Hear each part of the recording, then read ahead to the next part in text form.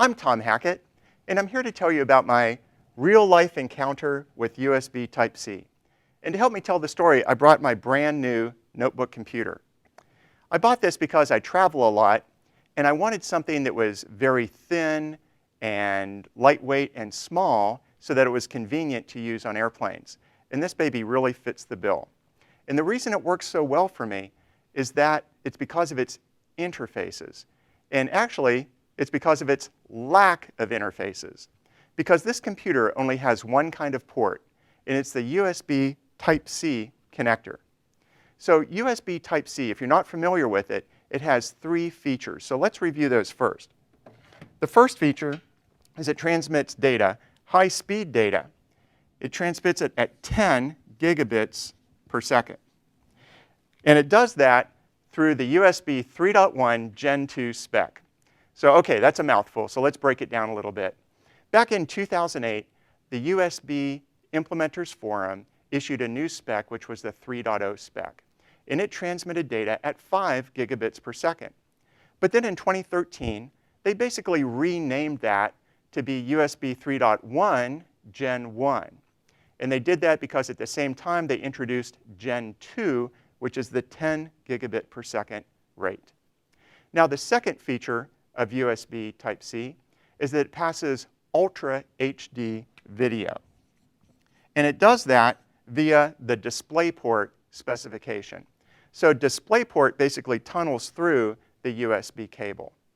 The third thing it does is it delivers power, high power, 100 watts of power, and that's enough to power pretty much any laptop out there.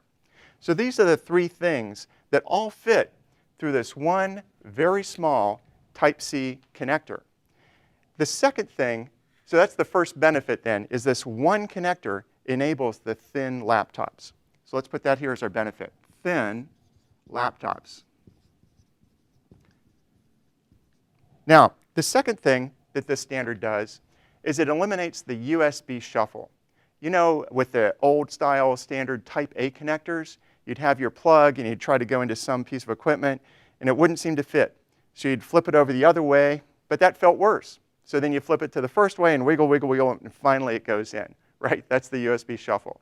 Well, with Type-C, the connector is reversible, so you don't have to worry about the shuffle. You just take it, put it in the socket, plug, and there it is. No USB shuffle. So that is the second benefit of USB Type-C.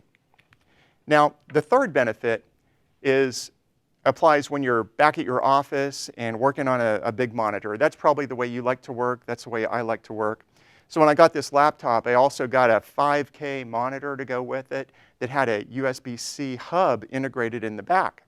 So this one little cable then becomes my complete docking station to connect to the monitor. And what's connected in the back of the monitor is a gigabit Ethernet and a hi-fi audio and an HD webcam. But all those cables are hidden, so I just have this one simple cable connecting to my laptop. So that's the third benefit, is a clean desktop. And while all that's good, it was kind of theoretical to me until I actually got it installed. And I had to worry, like, would all those high-speed data channels really flow and work without slowing down to get to the laptop? And what I found is it works great. There's no glitches, there's no slowdown. As a matter of fact, it works, I think, better than what I was using before. So this is a great solution. But that caused me to wonder, why did it take so long to get that Type-C connector into today's products? And let's face it, they're still rolling out. It's going to take time. And the more I dug into it, I realized the reasons. And there's 5 reasons that it took so long. And we're going to dig into those in a future installment. But for today, I'm Tom Hackett for Whiteboard Wednesday.